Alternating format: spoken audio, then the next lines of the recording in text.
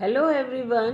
Board के exams चल रहे हैं और वो भी साइंस का पेपर हो तो सब तैयारी करने के बाद भी ये डर लगता है कि हमारे पता नहीं 95% आ पाएंगे या नहीं आ पाएंगे।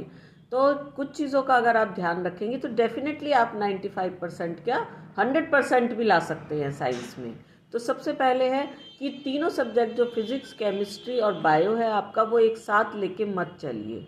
पहले एक सब्जेक्ट को आप जो है ख़त्म करिए कि पहले फिज़िक्स आपने पढ़ ली, तो इससे क्या होगा कि आपका कुछ मार्क्स का, जितने मार्क्स की फ़िज़िक्स है आपकी, वो आपका कंप्लीट हो जाएगा। और फिर केमिस्ट्री लीजिए, फिर बायो लीजिए। इस तरीके से तीनों सब्जेक्ट को आप अलग अलग प्रिपेयर कीजिए। और फिज़िक्स में केवल न्यूमेरिकल्स पर मत ध्यान दीजिए।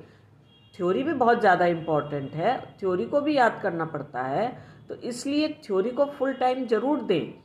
और जो एनसीईआरटी है उसको तो, एनसीईआरटी की बुक को तो आप बिल्कुल वर्ड बाय वर्ड लर्न कर लें, क्योंकि उसमें कुछ भी मत छोड़िए, सारा पेपर आपको ज़रूर समझ में आ जाएगा। केमिस्ट्री में तो जो केमिकल फॉर्मूले हैं और इक्वेशंस हैं उनकी तो आप लिस्ट बना लें, क्योंकि वो तो आपके टिप्स पर होने चाहिए। और बाकी आप एनसीईआरटी और एनसीईआरटी एग्जाम्पलर को कम्प्लीटली तैयार कर लें।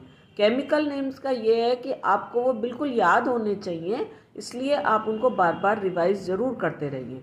बायो में सबसे बड़ी बात ये है कि एक तो आपको डायग्राम की प्रैक्टिस करनी है, और जो लर्न करने में अच्छे हैं बच्चे उनके लिए तो बायो बहुत ही अच्छी है, क्योंकि इसमें थ्योरी पार्ट ही होता है।